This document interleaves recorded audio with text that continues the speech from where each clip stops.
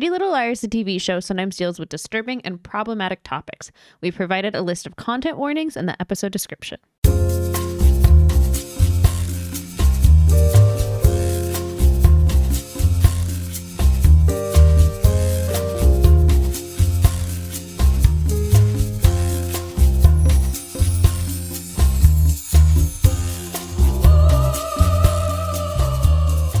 Hello and welcome to Dead Ends. I'm Emily. I'm Brenton. And we have 2 new episodes from season 4 of Pretty Little Liars. More juicy details, this time by the shore side. And we get...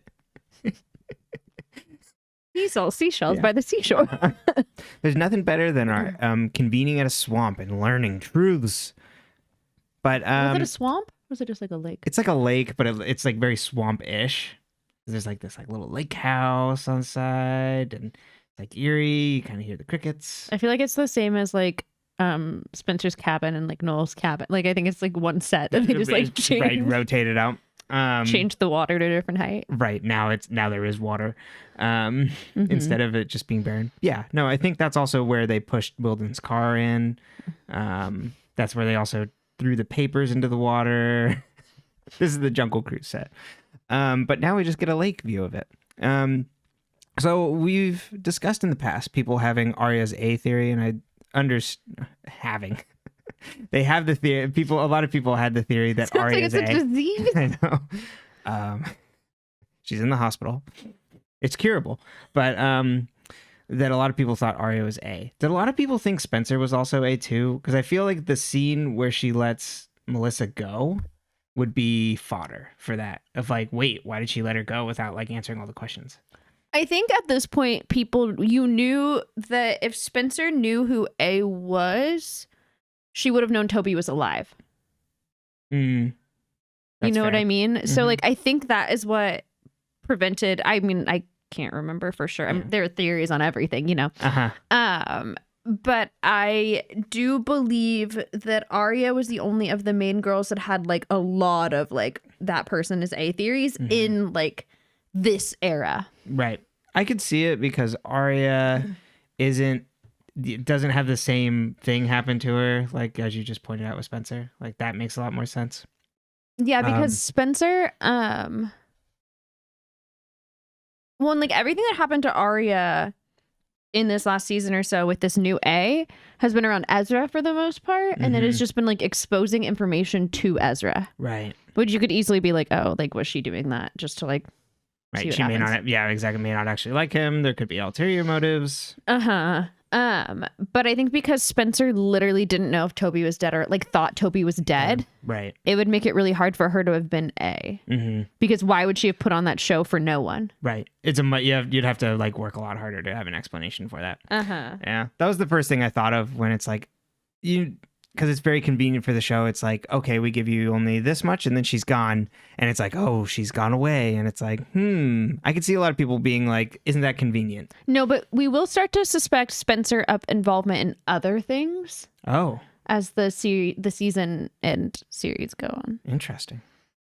And like, if Melissa, maybe not A, but like B or like whatever we're internally calling them. I think an important thing to think about is, what does Melissa know? Yeah. And what does Spencer know? And does Spencer know as much as Melissa? Yeah. I feel like we've talked about this before, but it's like you reveal that next step, but they don't know as much as you think they do. I think that's the classic case for Melissa in this one. She could be saying she could know more than she knows, and she obviously does. But like the vibe that you pick up on this is that she's not the ringleader. But she still could be. But that's like the vibes you're kind of getting from it. Well, and I think we can talk about it as we go through it. Like Melissa talks about how she's like, you asked who I would pick, you or basically like Ian. But like, what would you pick? Right. And I think that's something really important to keep in mind is like, how much do we believe that Melissa is doing things to like protect Spencer or because of Spencer? Because that's basically what she tells her. Right. Or is this all a lie? And for what end? Right. And what purpose? Yeah. Very sinister scene for like when she says that. And it seems very much on a different footing when she has her like interaction with Spencer. So you have to think about that. Well, we can ponder these questions and more as we get into our episodes for this week. Episode 74, season 4, episode 3, Cat's Cradle. You gotta stop burping into the microphone. It's real gross. Apologies, everybody. The friends dig through a box of Allie's old stuff that Emily picked up from Mrs. De Laurentiis. She had gone there under the guise that she was getting stuff for Tippy when she was really like looking to get Allison's old notebooks to try and look through and see if there's more clues. Aria notices her mom come in to see Zach at the brew. Aria says she's going out with Jake that evening, and Spencer sounds like weird about like her like going out and seeing someone else. Zach and Ella discuss his upcoming trip to Vienna, which will last, as he puts it, the majority of a year, and he invites her to come along with. Ella says she can't because she looks over at her daughter, and she's like, I have reasons. And Zach tries to convince her to go. She looks like she's mulling it over. The friends then we go back to the friends as they all discuss not seeing Mona at school. Hannah finds a masquerade mask at the bottom of the box. Emily then sees Melissa come in. They all wonder why she's back, and then Spencer goes over to say hi. Melissa says she thinks she's going to be offered the internship. Spencer's like, oh, isn't that interesting? Well, Wilden died. And it's like, do you know anybody that would like want to kill him? Melissa's like, I don't know. Spencer says, well, you have so many trips coming up. And Melissa's like, yes, I'm going to be going to San Francisco or London. Who knows where I might land with this beautiful internship I have. And she's like, you know what, Spencer? It might be time for both of us to get out of this little town and leave. I didn't write it in my notes, but this is also when she's like, Spencer's like, hey, Melissa, didn't you go to high school with Wilden? I'm like, thank you. Someone at least giving this pin down that like he was maybe part of this. No one has discussed this before. How old is this man? Brenton didn't know. No. And like that he was part of the town to begin with. Not like, like he didn't, there was no history. And so like I had no idea. And I appreciate that. Hannah talks to Caleb about finding his dad at a campground. Caleb apologized to Jamie for not backing him up and that things might be okay between them now. Caleb goes to leave, but Hannah looks upset and says, Hannah looks upset, and Caleb looks back and says, your mom didn't do it. They discuss proving Ashley's innocence by proving she was in New York. The camera then pans to the church bulletin board with the quote, they whose guilt within their bosoms lie, imagine every eye beholds their blame. Shakespeare. Pastor Ted, really well read. Aria and Ella discuss Zach's invitation, and Ella's still mulling over what to do. Spencer looks up the phone number that she put together from Tippy, but there's no matches online. She sees Toby upset in the corner and goes and talks to him, and he's still upset about the doctor's note on his mom and what happened to her. Spencer's like, we should tell the friends about like what you did, giving up the A layer so they know, and better for them to find out now before they find out from A. Toby says, I don't think I could look them in the eye. And he's like, this like A, whether like it was Mona or this new one, always seems to know when we're at our weakest. Spencer asks him to clarify, and he says he always felt like I don't know what like that his mom like hadn't like done this. They discuss his mom's file and going back to Radley to follow up on it. Hannah looks at Ashley weird as they're sitting at home, and Ashley wonders what's up. Hannah discusses her trip to New York and says, you didn't get to do anything when you were there, did you? And Ashley's like, well, it was all business evening except for Friday night. We went to a show, and Hannah's like, what show? And Ashley says, anything goes. Aria and Jake are watching a movie for their date night. They're watching The Big Sleep. Jake says he doesn't like black and white movies, and Aria gives him like an absolute death glare. He then says he was joking, and she's like, oh, okay. He grills her on why it would be like upset her if they didn't like the same thing. He says differences make things exciting, and you don't like things when are dull, do you? And she's like, no, you're right, I don't. Emily goes to see a doctor. The doctor asks to clarify how she hurt her shoulder, but he isn't buying that she fell off her bike. He offers to prescribe her hydrocodone, and she says, no, I had like a bad reaction to it. He's confused because there's nothing in her file that she was ever prescribed hydrocodone. Hannah delivers her mom's house keys to her while she's at work. Hannah notices flowers on her desk and wonders who it's from. Ashley gets up from her desk, and Hannah then sees that the flower came with cards, and the card is now in the trash. And on the card is written, hope you're feeling better. The show was a dud. You didn't miss anything. Ashley walks back in. Hannah shows her the note and stomps off. The other three friends discuss Ella's potential trip as they leave school. Hannah arrives at school to give Emily a ride home, and she's mad at Emily. Emily asks her what's going on. The doctor, Dr. Vargas, had called her and asked if Emily ever took hydrocodone. Pam checked her pill bottle from her prescription, counted all the pills, and there's 7 pills missing, Emily. Emily says she didn't take them, and Pam says, where did they go? Emily goes to walk away, and Pam grabs her by the arm. Emily cries out, and Pam yells at her to get in the car now. Aria and Spencer are watching, wondering what's going on. Aria's cell rings to a text from A that says, cleaning up Rosewood, one mean mommy at a time. Dig we must. Dig we must? What the fuck are you talking about? As Emily has pointed out, the A texts have really gone downhill. Honestly, Mona was obviously writing copy, and good God. Yeah. Dig we must? What the hell does that even mean? You know what good evidence that it's not Melissa? She'd write a better A text. Probably. Caleb and Hannah discuss Ashley's non-appearance at the play. Caleb says maybe talking to a lawyer might be a good idea.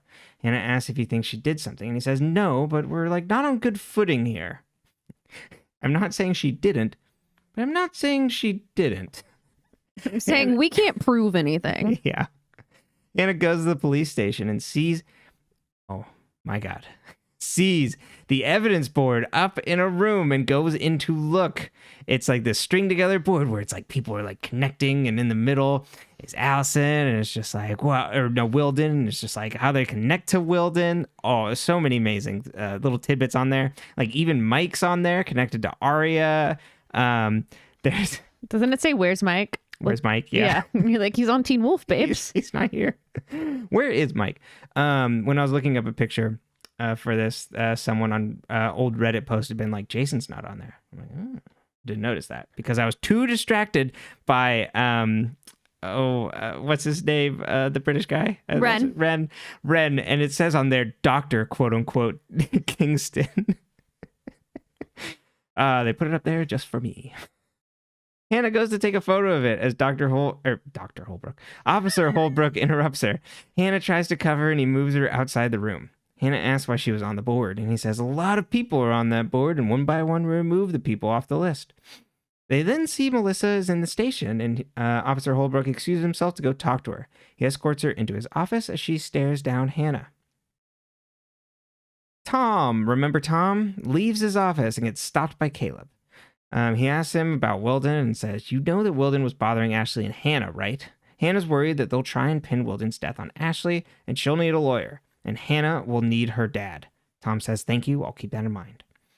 Aria asks Emily about the pills. Emily says she told her mom about it, just so she would, just to clear the air. Aria says it wasn't that big of a lie, and Emily's like, do you hear yourself? Maybe only in comparison to all the other shit we have going on, but we shouldn't have to do this. Aria removes the front of the mask, the masquerade mask they found in Allie's stuff, to find an Allie mask underneath all the masquerade glitter. They both say it looks like the one that Mona wore on the train. They wonder why Mona had a copy and why Allie would have one / even model for it. Aria notices a tag on the inside of the mask. Ashley confronts Hannah about digging in her office. Why ask for forgiveness when you can double down on confrontation? Hannah says, then why... I love the married women. I know. Fight first, ask questions later. Absolutely, 100%. Hannah says, then why did you lie about the play? Ashley says, I will not answer that question. She turns to leave and tells Hannah that if someone asks her about it, don't lie, just don't say anything. Good parenting. Ashley leaves and Hannah gets a call. Spencer and Toby are seen breaking into Radley. Hannah, Aria, and Emily review the mask, and Hannah says it looks like the same one Mona had. They see the artist is someone named Hector Lime, who does props for horror films and is on the other side of Torch Lake. Hannah says, let's go find out. Aria asks if they should wait for Spencer, and Hannah says, we can handle this. Aria and Emily are hesitant, but Hannah insists they go now because the heat coming down on her mom and the board of the police station. The friends then approach a house alone by the lake and see a mannequin sitting out front. Always a good sign. A man emerges and says, I like it better if people call first. Hannah shows him the mask and he says, you better come in. You know who he looks like? Like if you put a lot of eyeliner and you made shorter the guy who plays Jeff on Community. Joel McHale? Right? Yeah, that's really funny. I was like, I wonder if they're related. That's his dark brother, John. I know. I was like, huh. It's like the low siblings, you know? Mm-hmm. Yes, totally. I'm like, they're not related. No, definitely not. He was reminding me of someone else too, and I just couldn't put my finger on it. But he has he looks slightly familiar face. Spencer and Toby sneak around Radley. They check the window that Toby's mom broke open. Toby recreates her steps and finds that it doesn't help him feel better. Didn't help you feel better either, did it? No, it's sad for Toby. And he feels bad. He's like, I can't believe I gave A the RV. Hector, who was the man in the place at Torch Lake, Hector Lime, is mad about the mask having been put glitter, added to it. Aria asks why he made it, and he says, your friend didn't tell you? And Aria says, no, she's dead. He says, I needed a model for Joan of Arc, and I put an ad out, and your friend was perfect. He then starts creepily saying Emily would be a great Medusa, and he has a client who would love her as a Medusa. Aria tries to steer him back to answer the question. He says, let's barter. I'll give you info. I just need her face. Spencer wonders how Toby's mom would have made it clean to the ground when the roof below them juts out about 10-15 feet. Toby says we should talk to Dr. Palmer about that day.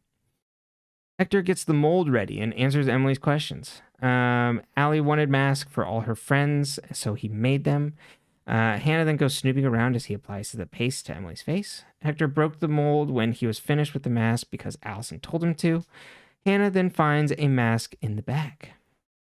Caleb walks home as Tom drives up and says, we need to talk.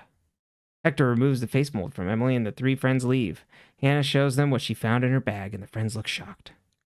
Tom wonders who sent Caleb to talk to him, and Caleb says no one. He says, you knew she was in Rosewood, or Caleb's then you knew she was in Rosewood the night Wilden died. Did she tell you, or did you see her? Tom says she came by my house at 9. She came over and said she needed money. But Tom's finances aren't liquid right now, so they couldn't get that amount of cash.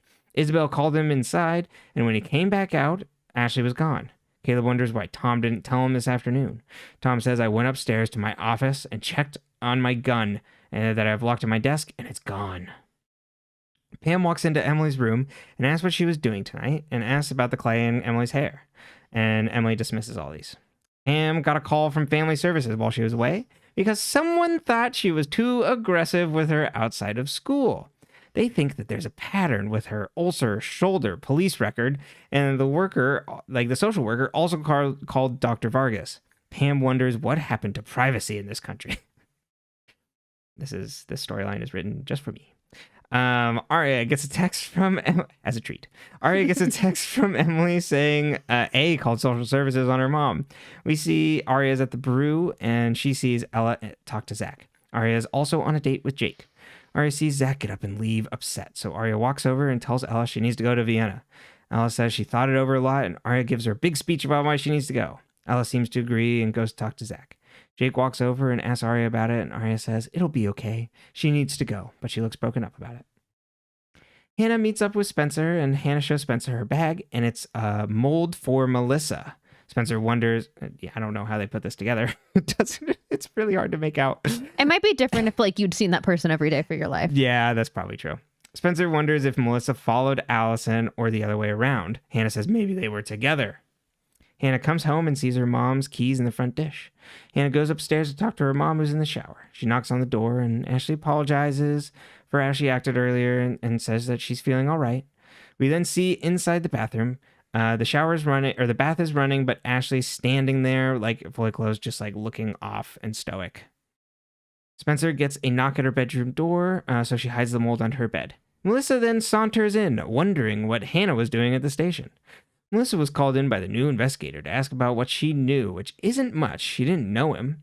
Oh, this is when she says, Spencer's you went to high school with him, didn't you? And Melissa says, that was so long ago. Do you think about how much has happened and what it all means?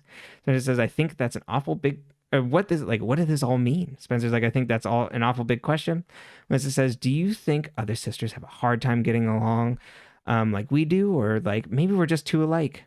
Remember when you asked if I would pick you or someone you love to protect? Who would you choose, Spencer? Who do you choose, Spencer? And Spencer looks scared. Emily gets a text with a photo of Pam, badly photoshopped behind bars. They're just on Canva slotting things together.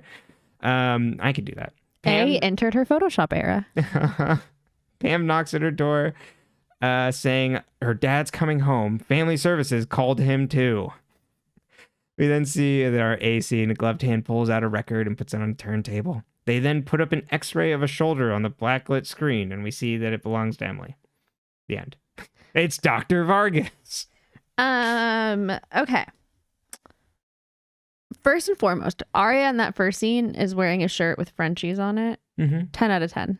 Yeah. We should all dress like that again. They have a lot of animal shirts. Yeah, and it's just like faces of animals on clothing, and that's what we were wearing at that time. Right. Just like a vibe. What was there was like one of Hannah's where it was just like her entire shirt was just a face. A raccoon. There you go. Yeah. Oh my gosh, I saw a TikTok, I forgot to send it to you earlier, of this woman who opens her kitchen window and puts food in a little bowl, and a raccoon comes and eats it. Oh my God. And she puts a little water in, and he just hangs out. And I was like, oh, I want a raccoon. And everyone else I sent it to told me no. Yeah, probably. You wouldn't tell me no. No. As long as, our boy doesn't get mad about it. Well, yeah, it'd be up high. Anyway, enough about raccoons. Aria's mom's relationship. Should she go to Austria? Should she go? Wasn't it Austria? Yeah, Vienna. Yeah, I mean, why not? Have a good time. Live a little. Yeah. You could probably get out of this town. She should probably leave. Right. One less person for Aria to worry about. Honestly. It's just another. And I mean, Mike's off doing Teen Wolf. Right. Where's Mike? The police don't even know. And I mean, I guess the only hesitant is like, how much do you trust like Byron to stay out of trouble with his daughter? Who gives a fuck about Byron? Like, even I feel like Aria's got to write him off at this point. Right. But like for Ella leaving, that's a concern. Oh yeah. I get you for Ella. But yeah, she goes back, and I don't know. I forget if she's in the next episode, but it was kind of like, okay, well, it looks like she's got another gig, or since my teen daughter said I should go, I'll go. Right. Or like the actress, like, I don't know if we need to write her off for a while. She's got other things to do. Maybe like all her like guest spots are in the back half of the season. She in Ravenswood. No. Spencer literally accuses Melissa of murder in the middle of a coffee shop. Yes. Best scene in the whole episode. It's really good. I mean, there's a lot of good scenes in this episode. Don't get me wrong. And this is a good one for sure. That starts strong. Yeah. It's just like, oh, you wouldn't know that anyway. And Melissa just being like, we both need to get out of this town. This internship's going to take me all over the country into the UK. Quite the internship. Well, I guess she was in DC, right? Yeah, but the internship would either be in London or San Francisco. And then all of these trips where she's going to get out of town. Yeah, it's big charges to be throwing at your sister in the middle of the day. I love it. But that's the Hastings. Exactly. When would Caleb have learned how to clean a fish? Oh, right, because they go in depth on their father-son bonding, and like he's like, why don't you, in like his do you know how to clean a fish? Yeah, but and Caleb didn't know how to camp. Hannah was the one who knew how to camp. I don't know then. So why would Caleb know how to clean a fish? That'd be so funny. He's just like, so I said yes, and I like fucked it up big time. No, we went to the ER. Look at my hand. Right, cut my hand open.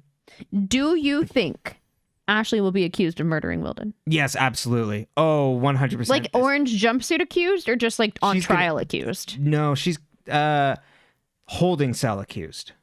Okay. Not like they're not going to make it to trial. Like she's going to be locked up and it's like, Hannah, I didn't do it. Or that was so dramatic. Yeah.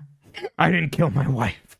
But it's going to be pinned on her.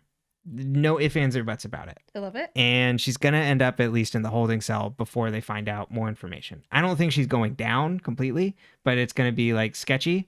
And given the context of how she talks in the next episode, I think she's going to be like, Hannah, just leave it alone. Don't look into it. Hannah, don't leave it alone. Yeah. Spencer and Toby working together, A+.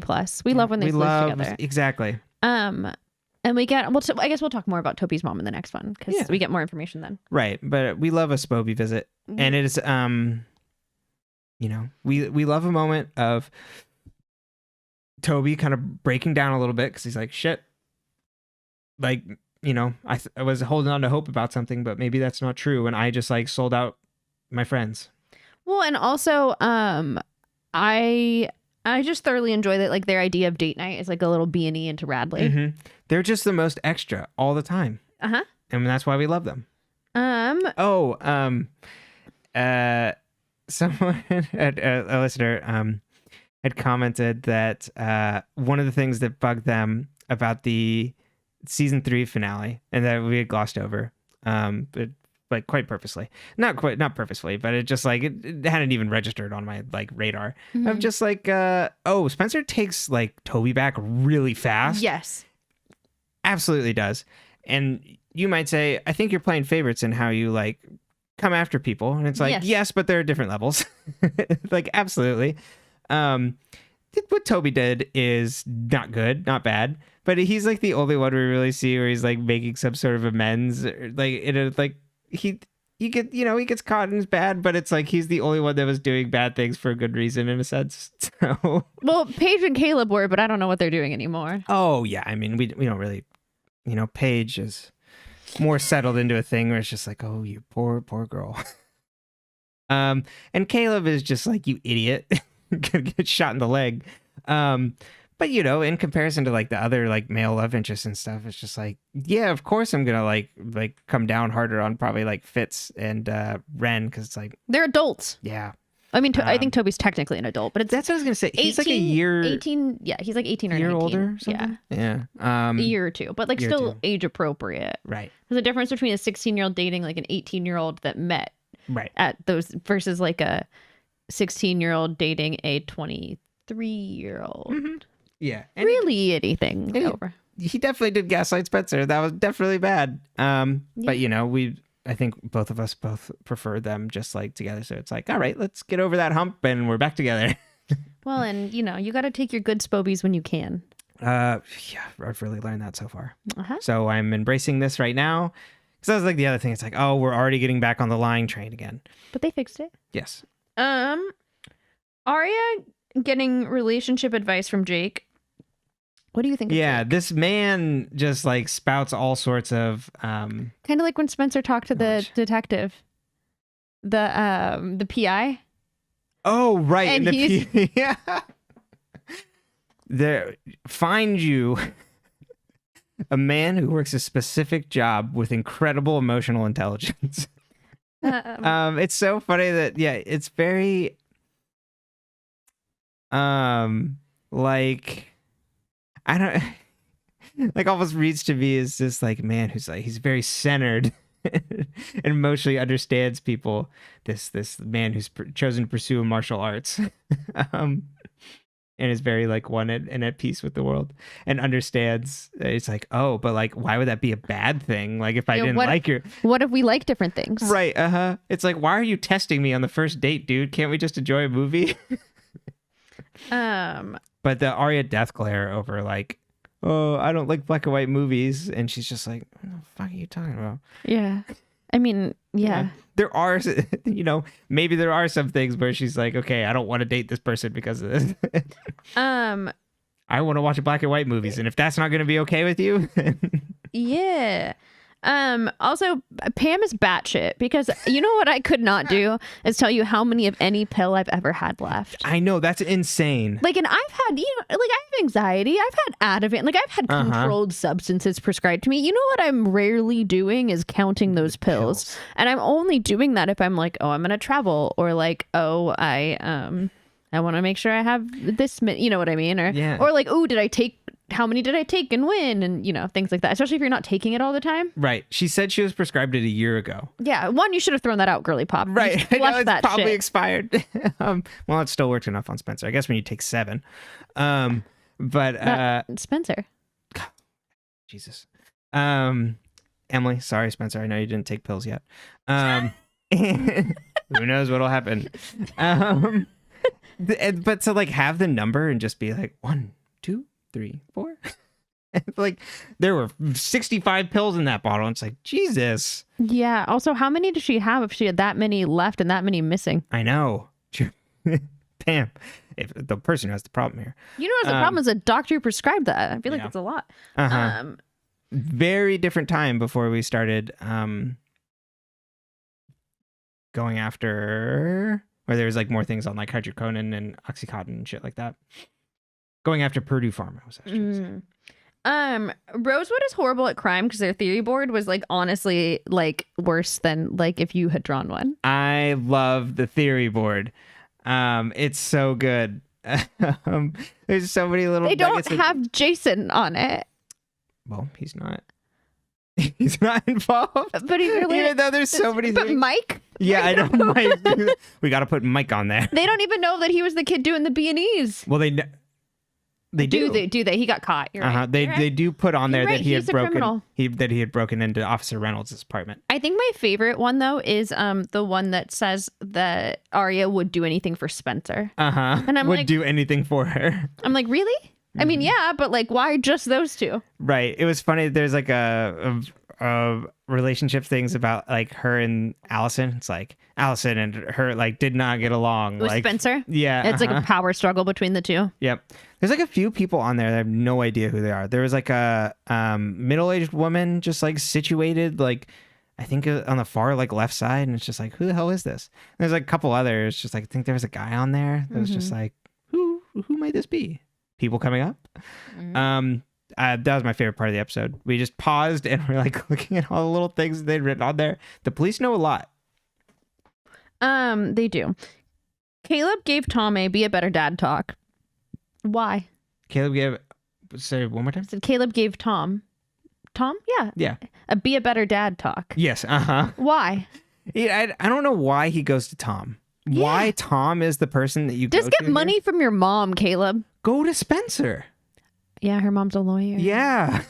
And if he really wanted to be like, we're keeping this within here, like, but he goes we should start tracking who Mrs. Hastings defends. Represents. Yeah, because I'm pretty sure by the end of the show, she's done everybody. There's only like 3 people that haven't been accused of something. So at least all the friends and Garrett. That's our 5 at the moment, but I like Mrs. Reynolds, attorney at law tracker. Mrs. Hastings. God damn it, Jesus!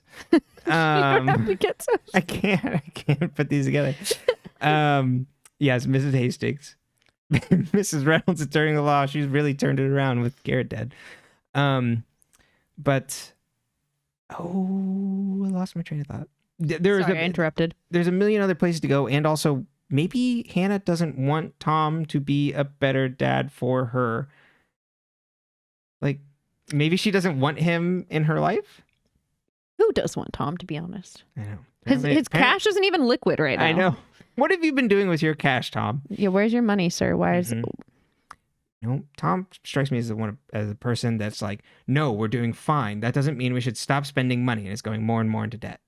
He'd invest in crypto. I lost all my cash on GameStop. Why did Allie have masks made of her face? Do you think she chose to have them made of her face to give to her friends, like he said? I don't think it was to give to her friends, but it seems like a plausible way of like almost disguising other people, or like people that she was potentially collaborating with, to like throw the person off who was like coming after her and stalking her. Or even if she wore the mask, that might be like, you don't know for sure it's her. Yeah. Okay. That's my best guess. But I don't think it was going to be like a party president, Kate May. But I think she saw an opportunity and used it as a way to create the masks. Okay. As a way to get at the person stalking her. And she wanted the money. But oh, right. Yeah. She needed the money. I forgot. That's in the next episode. Yeah. I forgot there was a payment as part of it. Last but not least on this episode, I only have one final thought. Okay. And it's just an opportunity for you to live out your feelings here. Let's talk about family services. Oh my God. It's so funny to have my only problem with this is that it's the non-white family. Yes. Like, we could have done this. Like, they've painted this non-white family as a white upper class family. Yeah. And I think that's problematic. Oh, yeah. Because, like, I think, like, I don't, like, it's just like, why that, you know? Yeah, they're the most stereotypical, like, middle class. Like, not like rich, but like that type of casual upper middle class that's like displayed on like Disney Channel and stuff like that. Where it's not like they run this town and they have everything, but it's like these people are comfortable as hell. And they're very like fussy and well-to-do about their image because of like that. Their image like, is their position. currency too. It's like how they maintain their level to themselves. Right. Yeah. We are cleanly, like we behave well, we behave a certain way, but it's not like hoity-toity, like sort of thing. They're not, I lost it. That's all right. Well, I mean, they are like bigoted too, because like they were like so stressed over Emily being gay, or like also so stressed over just like what people will think of what's going on, like versus what is actually happening. Right. There's a vulnerability to their place in how they view themselves in society, where they have to like keep up and maintain. Whereas like a Hastings, because of how much money they have, like are afforded a different level of just like existing in the world. And where like the Marins are not, or the Marins are in such a disarray that they like don't have the opportunity to be able to do that. And we're kind of never that way, but like they exist without the confidence of the other families, even though they're like more than well off. They probably have more money than like the Montgomerys. Right. Exactly. Professor and a teacher, you know. Well, not even together. It was just a professor, and now the mom lives by herself. You know.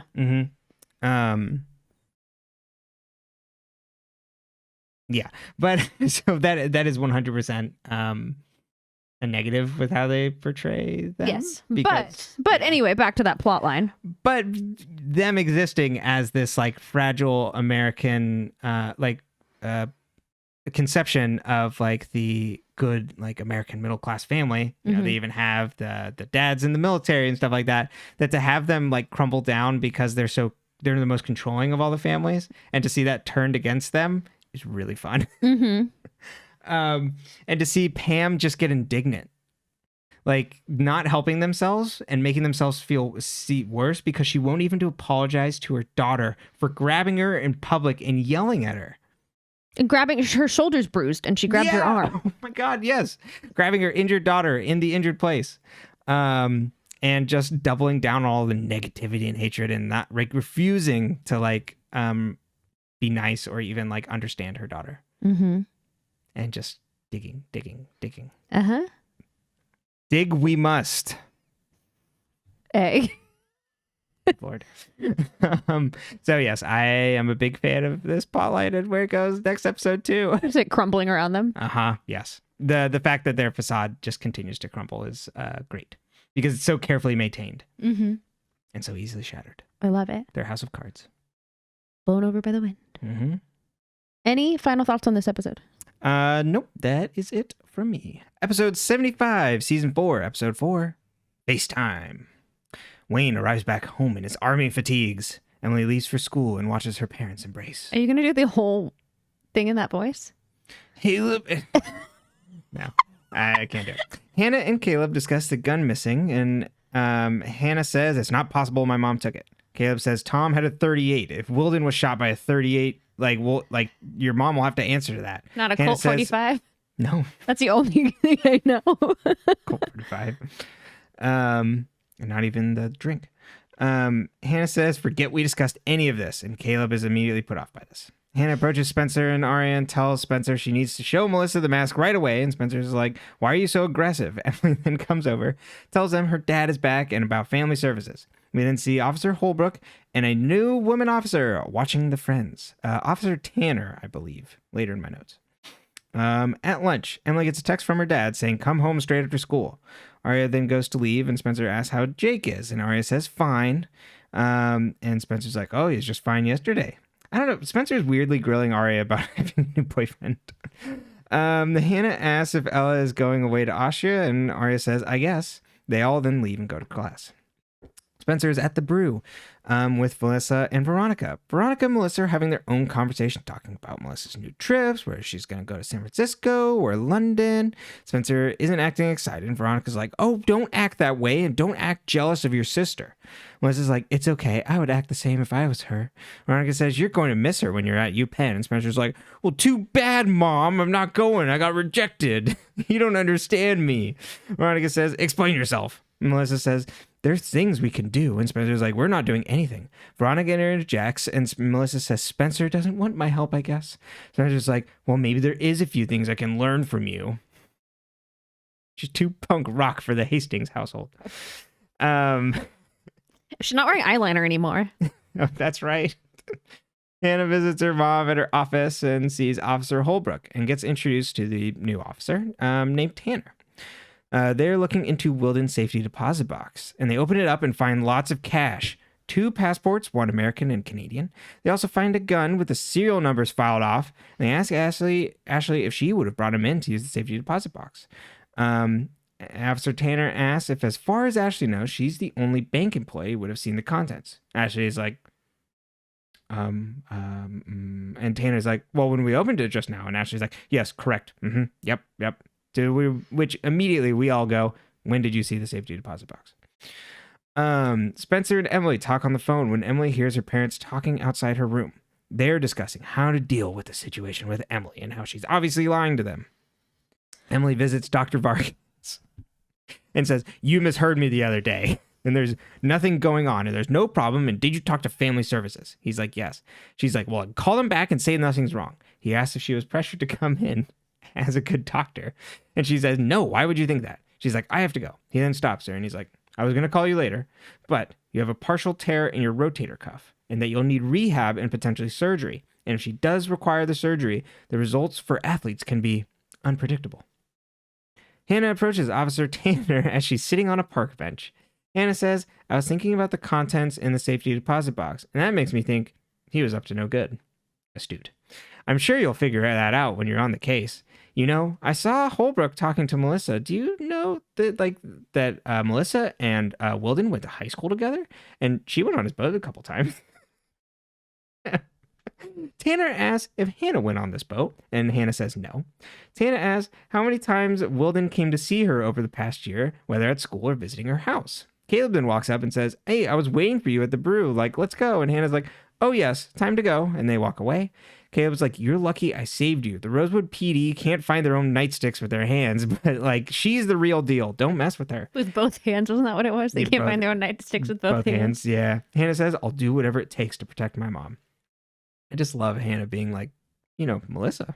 What I don't understand too is like, why wouldn't she just tell her how many times Wilden harassed her? I know. That was like a part like where you didn't need to leave. Like, now that you're already engaging in the conversation, which was probably ill-advised to begin with, at least give the information that like, yeah, he was like coming over a lot. Yeah, he was, I mean, she's probably stalking me. Yeah, she's probably worried about her mom. But that's still like mishandling on his end. Like, yeah, he was harassing her mother. Her mother is a victim. Mm-hmm. Spencer meets with Toby and tells him she found Dr. Palmer's address. Toby then gears up to go see him right now. Spencer's like, I thought we were going to go together. And he's like, you have your sister to worry about. I have to go now. Toby, just bring her along. Melissa's not going anywhere. Oh, wait. Well, what's she going to do? Sit on her hands all day? Toby probably would have been back by the evening. Spencer escorts Toby out of the brew as Arias sees them leave. Spencer's like, oh, he's just going out like on like a job opportunity. And Arias says, you know what he's doing. And like, he can't go find the lair by himself. Like, A will get so mad. And Spencer's like, oh, no, he'll be okay. I'm like, phew. Emily walks up and they think Shauna might be involved because of her work at the costume shop with the masks. Spencer wonders what will happen when they show Melissa the mask. Who will she go to? Emily sees Paige and runs up to her to talk. Emily says she can't swim on doctor's orders. Emily then goes to ask her something, but then holds back. Jake and Aria are out in Rosewood when they get stopped by Malcolm. He's out with his parents, but they aren't anywhere to be seen. They're inside the bookshop, like shopping for books, not paying attention to their child who just ran into the street. 2 parents, 1 kid, they can't keep track of him. He's like, Aria, why don't you come over anymore? Aria's like, well, you know, just things are different now. Go find your parents. Jake then asks, because Malcolm or Aria had said Ezra. Jake asks like who Ezra is, and Aria's like, oh, one of my teachers. In the next scene after the commercial, you might think that Aria would have been trying to hide this. No, we see them talk, and this is the aftermath of Aria telling Jake about her previous relationship. Jake says, you know, like, you're not, like, finished with him. Don't you know that? Aria's like, I am. Jake's like, no, I am the Oracle. Right. I'm in touch with, like, you know, my inner chi. I see the way these things move. Jake wonders what makes her so sure, and she goes to kiss him. Jake stops her and says, do you want to be with someone who'd kiss you after a story like that?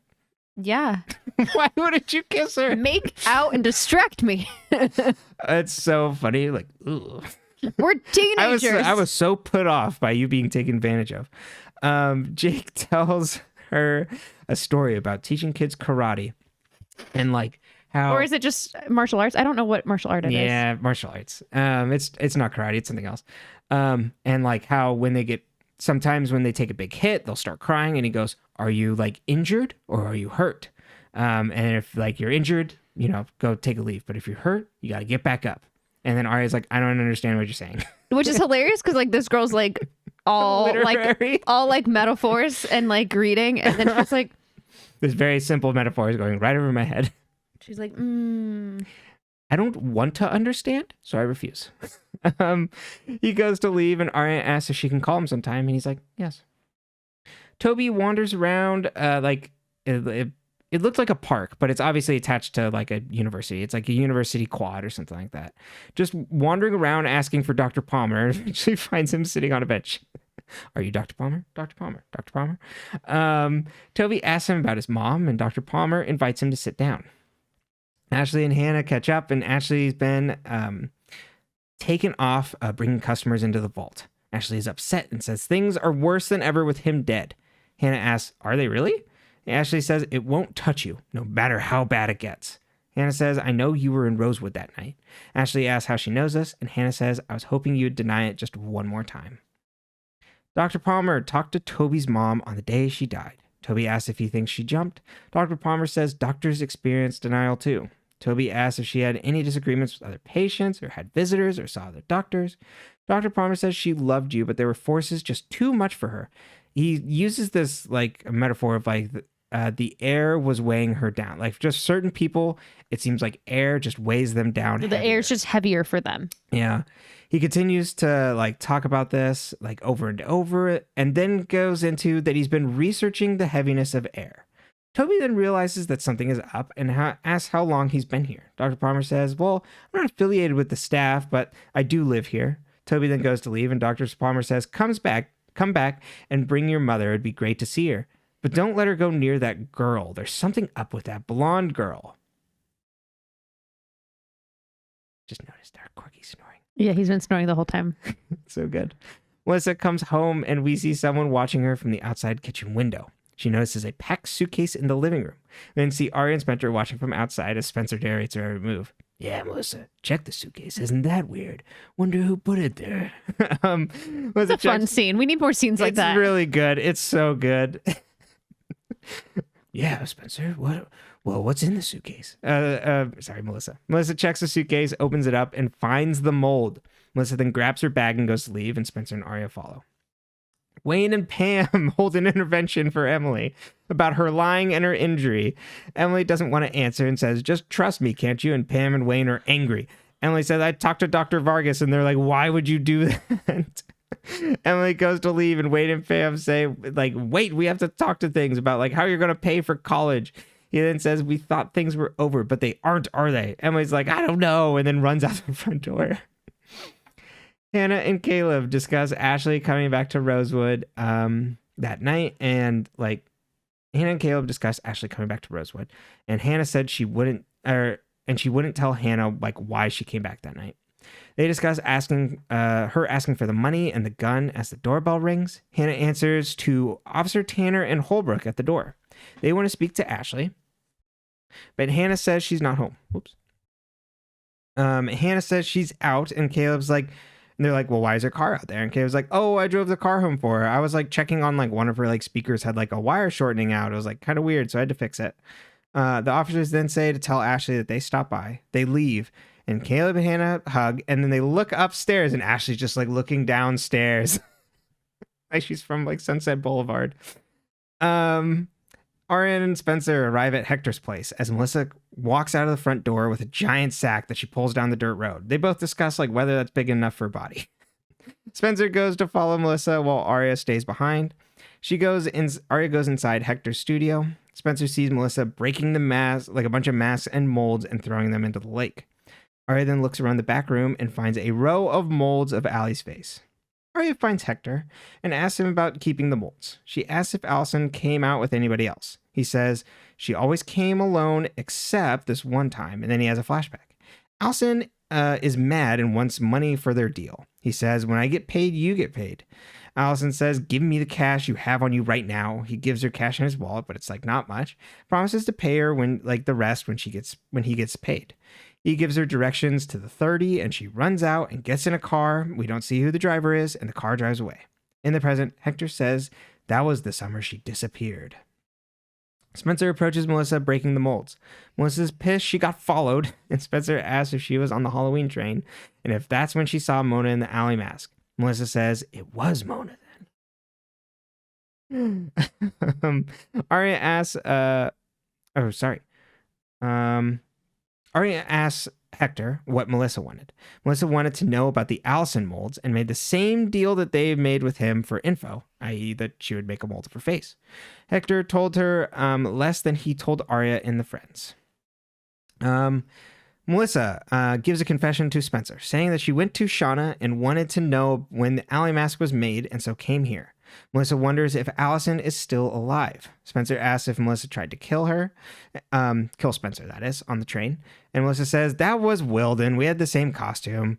I wasn't helping Wilden. Like, we were afraid of him. Spencer asks about the NAT club, and Spencer's like, this isn't about some stupid club. Spencer says, there's a connection there. Wilden would have had leverage about that. Melissa says he was too stupid. Someone was telling him what to do. She didn't know about him hurting Spencer on the train. Spencer then says Garrett showed up and killing him was more important, huh? Melissa says, I was protecting you since before all this started. Spencer asks if she sent Shauna and Jenna to burn down the lodge. Melissa says she sent them there to watch her. And they were meeting with and to see who they were meeting. To see who you all were meeting with. And then Wilden started the fire. And the two of them saw him. Spencer says, then who pulled us out? Melissa says, they didn't see. Spencer says, how do you know them? And why do you think Allison's still alive? Melissa goes quiet, and Spencer asks if she killed Wilden.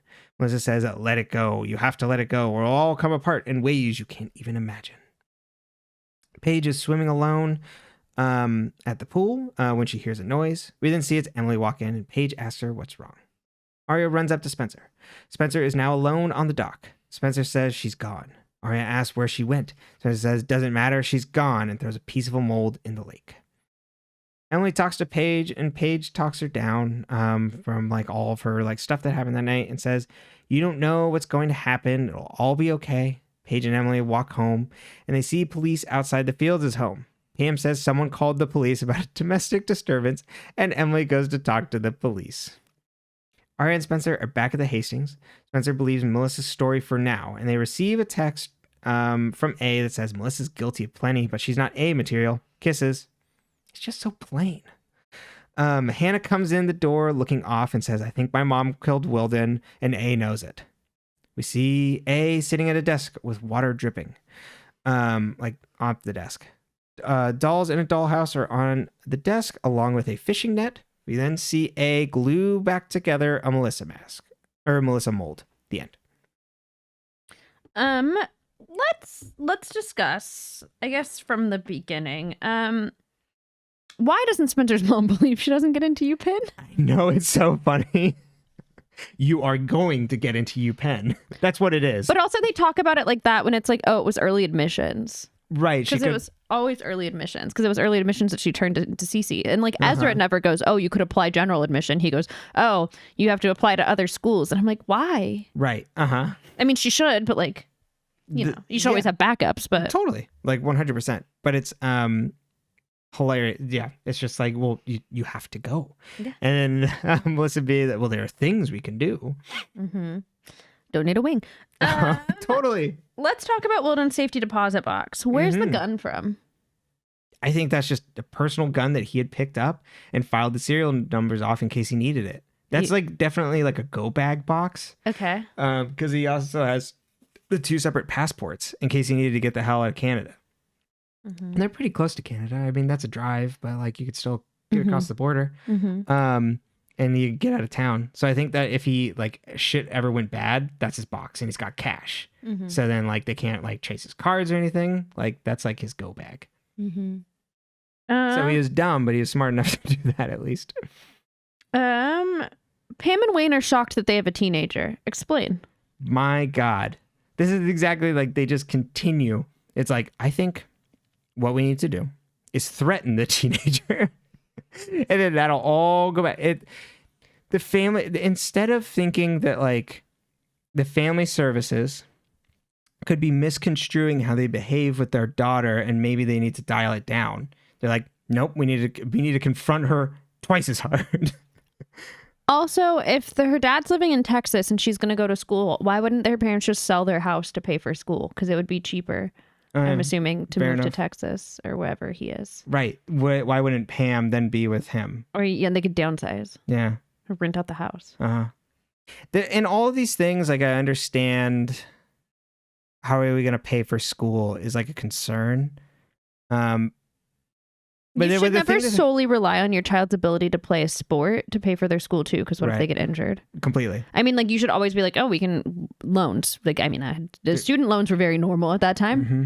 I think part of the like facade we talk about with this family is like we have a certain way of doing things, and like if that doesn't happen, we can't adjust. Yeah, they're very linear. Yeah, and I feel like with a lot of stuff in these shows, it always bugs me. It's like, okay, what would be with your income level? What would be the loan situation? Yeah, for going to school.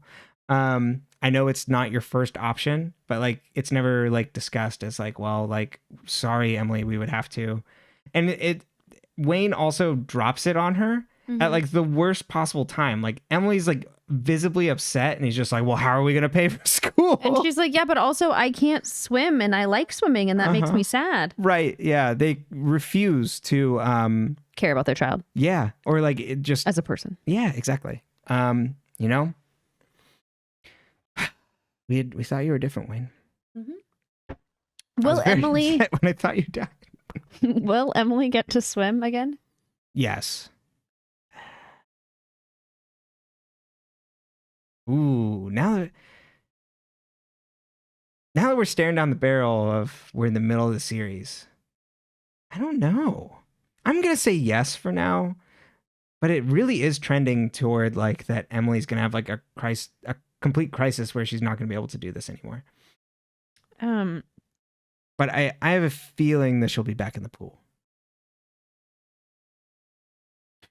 All I could think was back in the habit from Sister Act 2. Right. Emily Fields. Will these new cops be better than the old cops? Yeah, I like Officer Tanner a lot because Officer Tanner is so... it Lieutenant Tanner? It's Lieutenant. I think it's Lieutenant. No I could be wrong. I might be very wrong. I can't remember. But Tanner's good at her job and, you know, watching things with... ACAB, but boss babe. Exactly. You know, both a problem. We say that, but also like we like Columbo. So, you know, it's fiction. We have fun with these things. One, is Columbo actually part of the police or isn't he independent? No. I always thought he was independent. It's Lieutenant Columbo. Oh. Yeah. He's part of the police. So, I mean, one more thing. Exactly. And there's That's why Murder, She Wrote's at the Superior Show. Exactly. Jessica Fletcher. She's not a cop. It's just an author. So anyway, yeah, just outlining that. Okay. But I think Tanner's great. It's great to have police that are like extremely capable because Holbrook is too. He just seems like a little like kinder at the moment. But like Tanner immediately. Caleb is right. Like you should not go to this person. Like she is uber capable, and then immediately that Hannah is just like doing the worst ploy ever of like you should look into Melissa. That she's like, well, what about I want to talk about you, and it was like and that she's no nonsense, doesn't take no shit. So I'm a big fan of Tanner. It's too bad Wilden didn't keep diaries. Can you imagine? Today, I harassed 4 high schoolers, an adult woman, and... all before lunch. Ask me how. Wilden gets more crimes done in a morning than most people can do in an entire lifetime. He's a perfect example of the Sigma grind set. Which, God. Yes. Did Shauna know Allie? Yeah, I think so, because I feel like this goes way back. I wonder if I didn't put this together last time. I'm gonna put it together now. If the Jenna and Shauna thing was from before Jenna had moved to Rosewood and had known Shauna all that time from like her previous place. So I think if Allison kept running afoul of Jenna and like how involved Shauna is, I think she did. Should Aria have told Jake she was dating her teacher? Oh, I feel like this. I mean, probably not, but he seems like a chill guy. I mean, like, I think Aria should get to tell whoever she wants about things. That's not why I'm asking that. I'm just like, the way Aria is very fiercely protective over Ezra. Right. Like, was this a boss babe move, if you will? It's so funny that his reply is just like, you're not done with him. Not even like, oh, ew. Yeah, not exactly reaction. It's just like, you're obviously in love with this man. The man who is just like, well, I'm your teacher, and I also have the largest baggage on the face of the planet. Just a couple ex-girlfriends and a kid. Okay. And also more wealth than the entire town of Rosewood combined. I wonder who's wealthier, the Hastings or the Fitzgeralds? Fitzgeralds for sure. You think so? They don't live in Rosewood. Why, no. But that doesn't mean that the Hastings don't have more money. They still have a lot of money. That's what I was thinking. It's just like they might be like, oh, well. They're old money. Uh-huh. Not like the Hastings aren't. Well, and Spencer goes to public school. Both Spencer and Melissa went to public school. But was that by choice? Well, Wes, there's... maybe. Yeah. They seem to have gone to private schools. Dr. Palmer and Toby, what did we learn? That a blonde girl is an issue and was hanging around with Toby's mom. Who do we think that blonde girl was? I feel like we're trying to point it toward Allison just being a fucking problem.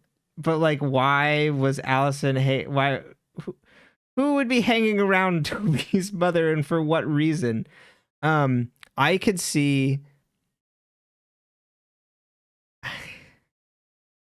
If it happens, it happens. We saw that earlier scene a couple episodes ago of Toby and Allison hanging out, and then his mom interrupts him, and he's like, "Oh no, get back to bed." And she's like, "God, your mom's such a buzzkill. We're gonna make out." I can see Allison going there and harassing this woman because, like, for whatever reason, Allison has friction with Toby. That's my best bet. Why does being a menace to the mentally ill? Allison is a problem. Yeah. Not to say she isn't also, but like. Why does Aria not just stay outside of Hector's? Why does she go in? I know it seemed like that was going to be such a bad idea. Then Aria is just like confrontation. There's no problem. I guess she like knows better than us that like he's harmless. Why? He's just kind of a weird dude. But like, she loves a scary movie. I know, seriously. I was like, this is gonna be bad. Hector's gonna attack her, and she's gonna have to use her 3 lessons of karate. Right. Yes. Is that gonna come up? Probably not. But I don't know. That'd be really good if she did have to use it. It'd be really connected there. Yeah, I liked it. Wow, wouldn't thematic through line of Aria learning to like protect herself and like how to like trust herself individually, maybe alone. Unfortunately, I need can't. Writers for that next. Yeah, just let us Pretty know. Little Liars season. But nope, it's just fine, and she puts him on the back foot, which is still good. We still enjoy that. But why did Hector keep the Allison masks?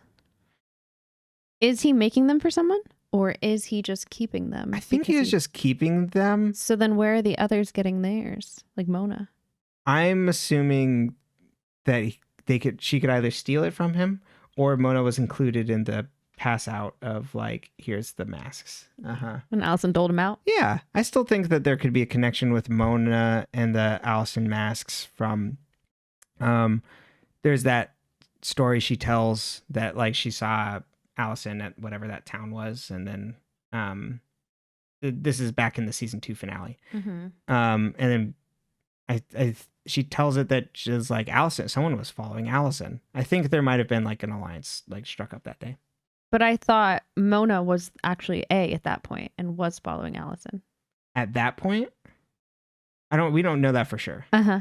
We don't. But like that also doesn't mean, I don't think Mona was the A that was following Allison then. Okay. I don't think Mona was the original A.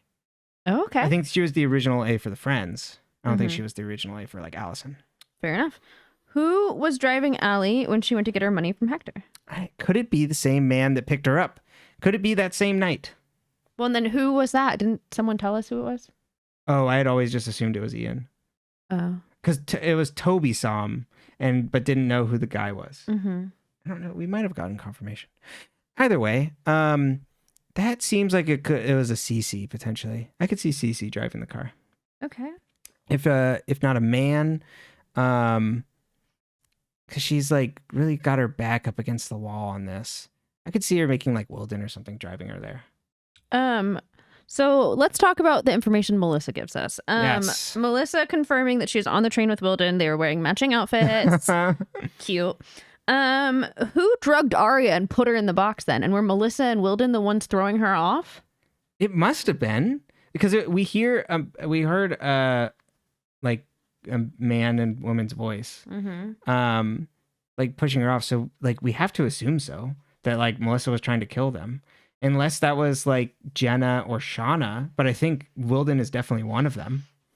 Who's pulling? And he was forcing. According to her, he would have been forcing them to do this. And so it seems like Wilden was, according to her, trying to kill them all. Who was then instructing Wilden? Because Melissa said he's not that smart. Yeah. If that one throws me off, because I always assumed that Melissa is the top tier of this, and it seems like. Well, so remember the title of the show, honey. Pretty Little Liars. Yeah. So I could still see that Melissa is like commanding them, and running things, because we also heard the tidbit from Mona. I like Mona better, so I'm more inclined to believe her. That Shauna and Jenna were afraid of Melissa. How does Brenton pick his boss babes? That's right. Mona's just so much better.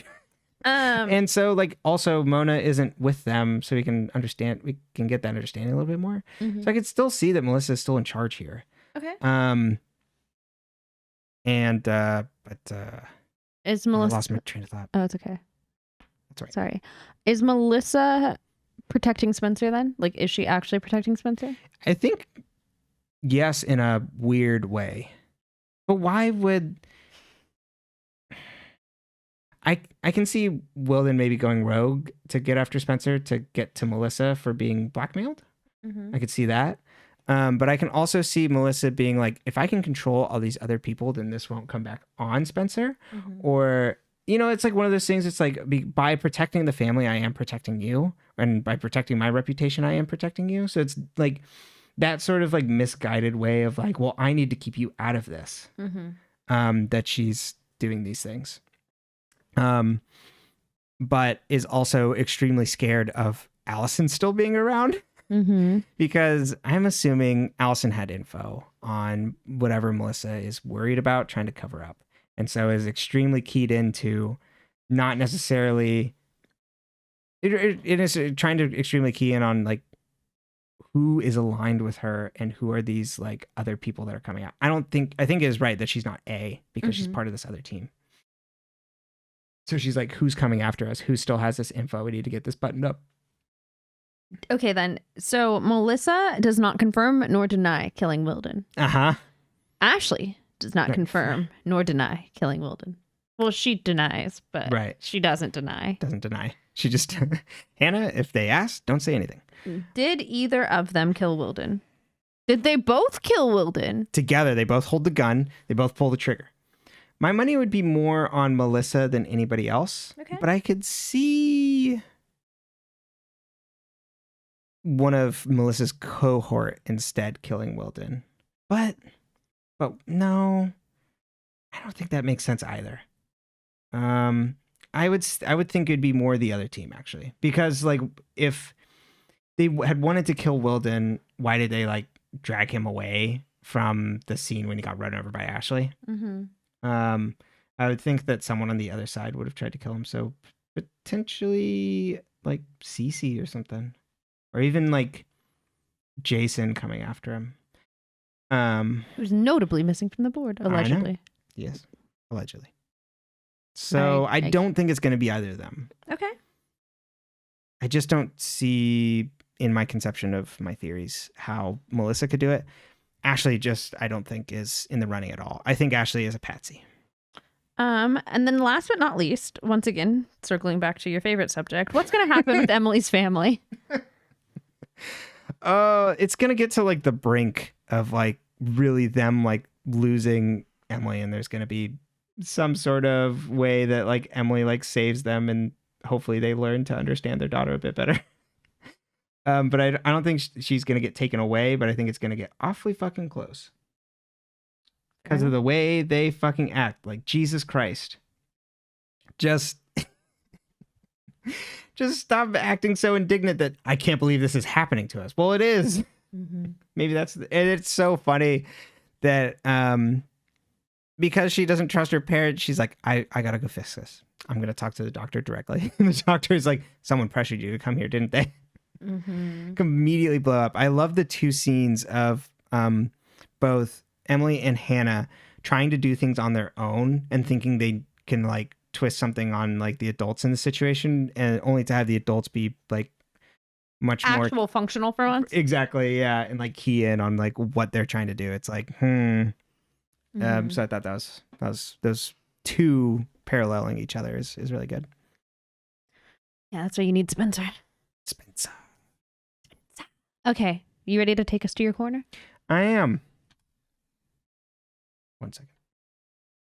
Good God. All right. Let it. Oh no, where'd the mouse go? Oh, good God. What are you doing? Slow. There we go. There. All right. Let us step into.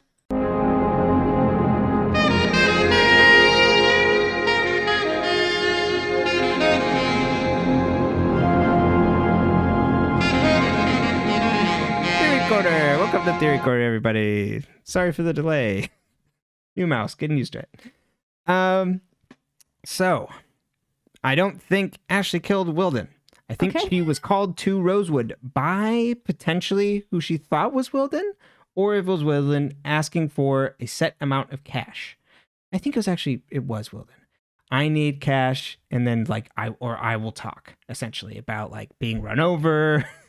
All that stuff. So that's why Ashley came back that night, because she's like, oh shit.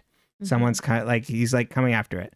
And so when she goes to meet up with them, she does see what happens to like who had killed Wilden.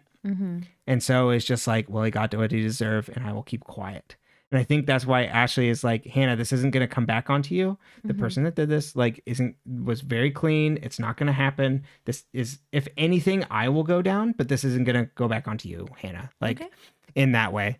So I definitely think that Ashley is being set up potentially by A or someone else, that she did it when she did not. I don't think Melissa did it. I think I'd be more inclined out of the two to think that Melissa would be the one to do it. But if not, it was probably part of the A cohort that like went after and got Wilden, because he's been working with the B team, i.e. Melissa, Shauna, Jenna, on doing things and attacking the girls and like almost killing Spencer apparently, which I definitely believe there. I think the Melissa scenes we can take at mostly face value. I think those. I think we can that she did follow after to find out about the Allison mask because they were showing up places and she needed to know more. Shauna would have probably directed her there because of the Halloween shop and things like that. So I do believe that that is true and that she's behind things and trying to figure things out, and is like I said, worried about Allison being alive because Allison would know things potentially like stuff predating her death, and potentially about like what happened that night, where say Melissa maybe attacked her, and things that other people would know, like whatever she was talking about with Cece that night, which makes Cece start to look more and more guilty just because of her association there and her association with other people, and the lack of seeing her. It's like, what are you up to? Where you been, girly pop? Exactly. But you were like friends with Allison. You're also friends with Melissa. And also, what was that Melissa and Allison relationship like before? Because they seem to have hung out a decent amount. It's a little interesting, ain't it? Mm-hmm. But we don't know nothing about it. And it was like supposedly they were like at each other's throats. In water and vinegar at a certain point. Mm-hmm. And so yeah, I think there's like way more explanation that we'll be getting there.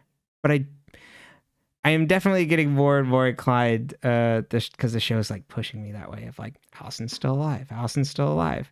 What has Allison been doing? I haven't the best idea or foggiest of like what that actually is, but it's like, okay, like I get it, show. I think I'm willing to bite on this. See, more when and more. I got to this in the show and they start pushing this potential narrative, I was like, they're really pushing it, which to me was like a flag that like it's probably not true. Happening. You know what I mean? Like I was like, so I don't know what direction they were, if they were intending to have that impact, or you know what I mean, like what the impact was. But I was like, I think, but my best idea is that it's gonna be. I was very on the fence. Yeah, you know what I mean. That Allison is alive, but she's not the A happening right now.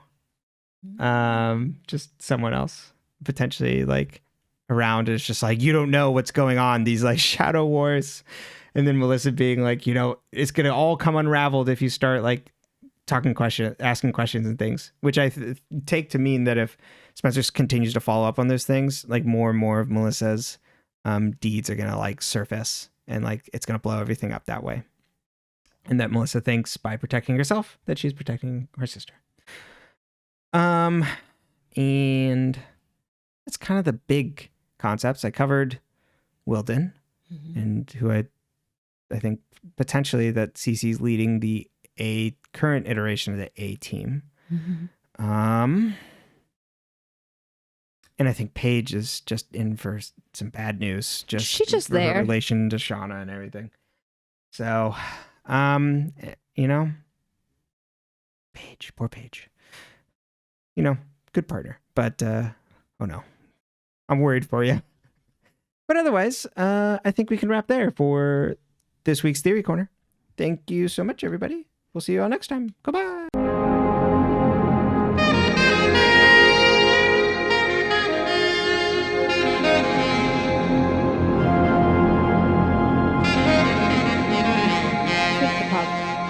Any final thoughts? Jesus Christ. No. I think that's it for me today. I enjoyed these episodes a lot more than you said no and then you went into Well, maybe I should listen to myself. What do you really feel, Brenton? You're like, no, I enjoyed this. And I'm like, that is a thought. Yeah. One more thing. No more Columbo for you. Yeah, but I enjoyed these episodes a little bit more than there's a little bit more excitement to our reveals this week. Yeah, they just had to start like that's why I was like, you just gotta hold on, honey. Like they just had to start. If they can't fill these holes until they filled those other holes because it didn't make sense. Right? Yeah, it's just clumsy. Yeah, I mean it's a bunch of teenagers trying to solve a mystery. Well, I mean the writing, but yes. Yeah. Millennials. Well, in that case. You can find this podcast on all your audio podcast platforms of choice at Dead Ends, or you can find the video version where you can see me clumsily trying to transition in OBS on YouTube at dead_ends. You can also follow us on Twitter for podcast scheduling updates at Dead Ends Podcast. And you can also send us email questions or thoughts or theories or whatever to deadendspcast@gmail.com. And that is in the description boxes of all the episodes. And, maybe if you watch the YouTube video and you ask real nicely, we'll show you our Corgi Herman. Oh, yeah. He's sleeping right now, but so we don't want to disturb him. When he's awake. Maybe, if you ask nice. He's in the background sometimes. Yeah. Just, he doesn't look like a normal corgi. Yeah. He's in the third chair. He's not like other corgs. That's right. He doesn't fit in. He's a boss babe, if you will. That's right. Well, yeah. You know what? Lost my train of We're thought. still here? Yeah, we're still here. We're going to find out everything. I have to start prompting you for it now? Yeah, we were a little sleepy this episode, so I think that came out all right. But we had a little bumps along the way. Did we? I did. Doing the best I can.